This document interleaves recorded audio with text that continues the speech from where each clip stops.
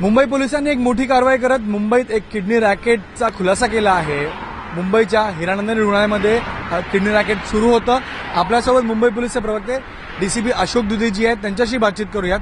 दुधे साहेब, ज्या प्रकारची ही कारवाई आहे, मोठी कारवाई आहे आणि 5 मोठ्या डॉक्टरांना आपण अटक केली आहे, यांचा रोल काय आहे?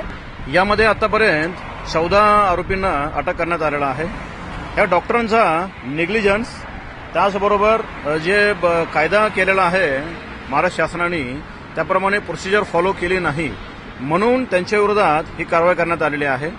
यामध्ये तपास करत असताना हिरानंदिनी हॉस्पिटलकडून बरेचसे डॉक्युमेंट्स आम्ही जप्त करण्यात आलेले आहे।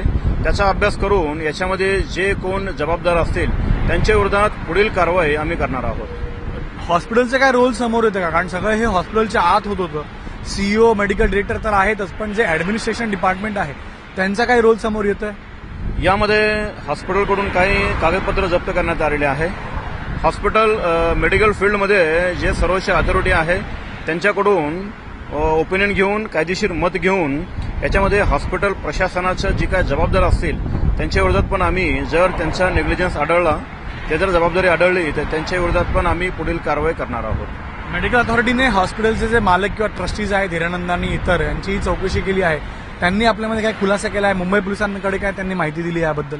सध्या आणखी रिपोर्ट काय प्राप्त झालेला नाही, परंतु भविष्यात रिपोर्ट प्राप्त करून त्यांच्या विरोधात पण जर जबाबदारी निश्चित झाली तर त्यांच्या विरोधात पुढील कारवाई करणार आहोत। आता या सगळ्या डॉक्टर्सकडनं चौकशी करण्यात, त्यांचा रिमांड घेण्याचा प्रयत्न असेल, कोर्टामध्ये यांना कधी सादर करण्यात येणार? कालच अटक केलेला आहे। आज दुपारी या सर्व डॉक्टरांना कोर्टामध्ये हजर करून पुढील कस्टडी मागण्याचा प्रयत्न आम्ही करणार आहोत।